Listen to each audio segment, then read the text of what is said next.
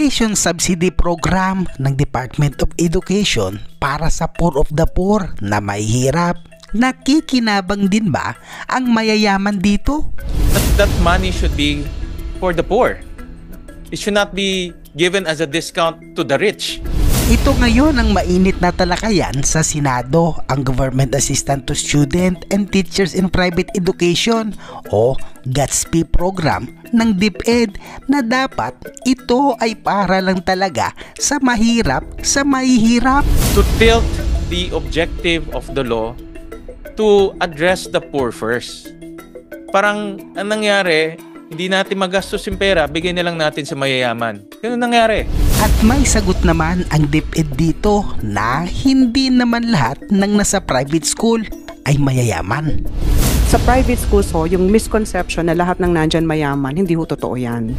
Meron bang patakaran dito para matugunan ang mahihirap? At paano malalaman na mahirap nga ang isang estudyante? Importante supported siya by documents. That's what's important for me. But even COA, in the COA report nakasulat dito, there's no policy. There's no policy to address the poor. So, irrelevant sa akin if it's existing student siya from the private, that's fine. As long as you demonstrate that student is poor. May kuta-kuta ba dito na kailangan maubos ang pundo? Kasi parang lumalabas dito, Mr. Chair, parang pinipilit nila magastos, maubos yung pondo. Kasi meron tinatawag na quota. E di, kung ganoon pala yung ano natin para ubusan lang ng pondo, lumilitaw na parang nagwawaldas tayo. Maganda ang programa ng ating gobyerno para sa mga mahihirap nating estudyante at sana ang makinabang talaga dito ay ang totoong mahihirap. Kaya tara, panoorin natin ito. Pinapoint kasi ni Senator Win, ma'am, and tulad ng sinabi ko na kanina, Ms. Ferrer, nasa private school na sila. So, the fact na nasa private school na sila, in-enroll sila ng kanilang mga magulang sa private school, ibig sabihin ito mga estudyante, magulang ng mga estudyante ito, can afford na sila. They don't obviously belong to what we call the poorest of the poor. So, therefore, bakit pa natin sila bibigyan ng grant? Sana mag-concentrate tayo, tulad sinabi ko early on, doon na lang talaga sa mga public schools.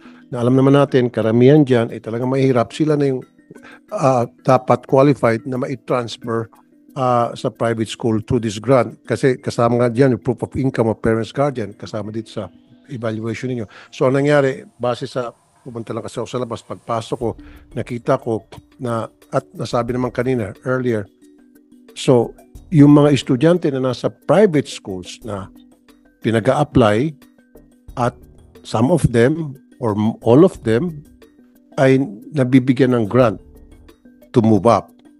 Yun yun. So, ang point ko rito from early on, pag nasa private school na sana, baka wag na muna, doon na muna sa public na mga estudyante. Kasi most of these students comes from the what we call poorest of the poor family. Sen Tulfo, kasama po yan sa magiging rationalizing natin. Okay. Kasi right now, hindi nga talaga maka-attract ang isang private school ng isang bata from public kung ibibigay niya 13,000 at ang amount ng tuition and other fees niya 40,000. Yan ang NCR average.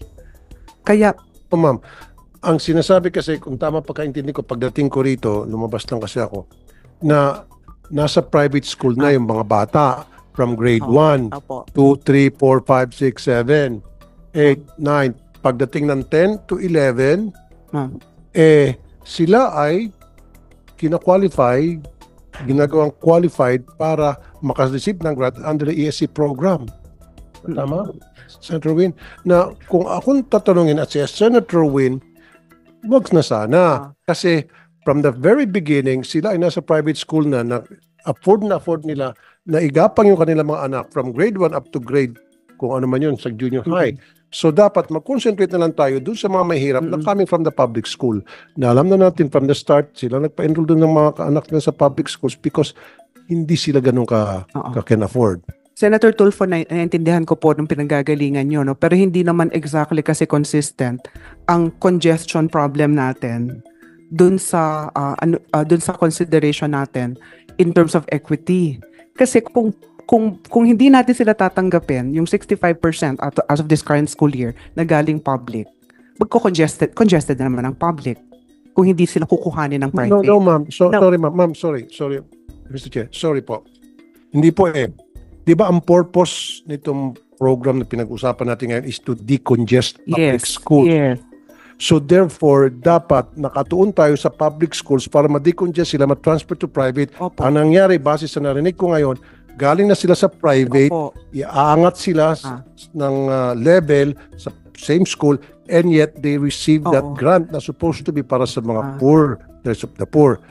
Yes, Sen Tulfo. Kasi po hindi mabubuo ng eskwelahan yung slots niya kung hindi siya kukuha sa sariling niyang estudyante na based on income documents nangangailangan din.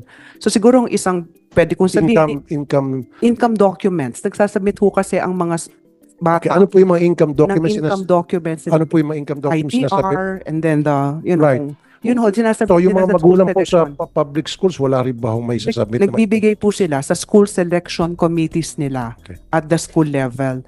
Yun nga lang, hindi ho ganun kadaming public ang talagang willing lumipat kasi maliit lang yung subsidy. Yung eskwelahan ho, meron siyang fixed slot allocation na kapag hindi niya ho ginamit, mawawala sa kanya in the next year, and it will mean the utilization of GASPE may even go down. Ito hong nangyari dito sa pandemic. Talagang nawalan ho ng estudyante In ang that case, ma'am, private. kung sabi mo hindi enough, then make it enough for the Correct. students from the public school na yung subsidy nila enough na para Tama carry po. over up to the next level kung anumang grade sila umangat ng umangat. Tama po, Kasi kung dapat sabi niyo taasan kulang, po. kaya kayo pupunta sa private, mukhang may Kaya nga ata po, problema. taasan po natin yung amount ng ESC You para agree? kung lumipat ang mga public school students at maka-complete sila until grade 10. Correct. Kasi Kasi, kung ma'am, hindi, failed na naman. kasi it defeats the purpose of us decongesting public schools para malipas sa private, kayo nagbibigay ng grants sa mga nasa private school na. Di ba? I understand, ED Doris, with the permission of Senator I understand, Doris, where you're coming from kasi may fixed slot na eh. Diba? Kailangan nila ibenta yung fixed slot na yon. No, not ibenta, but kailangan nila mag-attract. No? And the way to attract, kailangan nila ibenta. Correct? That's why nga mayroong discount in offer. Which I find it really inappropriate because that money should be for the poor. It should not be given as a discount to the rich.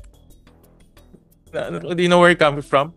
No, but nakita ko yung but that's not a reason to tilt the objective of the law to address the poor first. Parang ang nangyari, hindi natin magastos yung pera, bigay na lang natin sa mayayaman. Ganun nangyari. Hindi natin magastos, hindi natin mapuno yung slot, bigay mo lang sa mayayaman as a discount. No? Which I think is morally incorrect. Not only morally incorrect, it's also against the law because the law is very clear. Their preference to be given to those earning 72,000 annually. And for me, as a taxpayer, lahat naman tayo taxpayer, no, I would rather put my hard-earned taxes to prioritize the poor because that's what's as public servants we have to practice equity. We have to practice equity.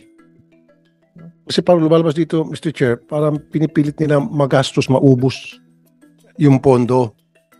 Kasi meron tinatawag na quota. E di, kung ganun pala yung natin para ubusan lang ng pondo, lumilitaw na parang nagwawaldas tayo. Kasi going back again to the purpose of the program is para supportan yung mga mahirap natin mga kababayan, mga pamilya ng mga mahirap na estudyante. Last na lang po, sana rin maging objective ng programa na actually hindi siya nakasulat kasi nauna to, no?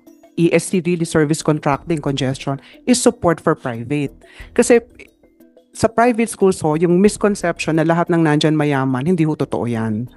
At ang pangalawa ho, yung mga estudyante na nasa private, pag hindi mo binigyan ng ESC, pwedeng umalis yan sa private pagdating ng junior high kasi nahihirapan din ho sila. So those are the things that we will have to my mind rationalize. Please, ako personally, Senator Tulfo, this is my position. It's irrelevant where the student is coming from, whether public or private. For me, that's irrelevant. Importante poor siya. And importante supported siya by documents. That's what's important for me. But even COA, in the COA report, nakasulat dito, there's no policy. There's no policy to address the poor. Well, it's here in the COA report. Tama ba, Mr. Laliabe? Yes po. But there's no policy to address the poor. So that's what's missing. That's what's missing. So irrelevant sa akin if it's existing student siya from the private, that's fine. As long as you demonstrate that student is poor. But kasi common sense sa atin, it's common trend that if you're from the public school, poor ka. Most likely poor ka. Most likely. Hindi naman lahat, no? Most likely. No? So that is the benchmark that we are using.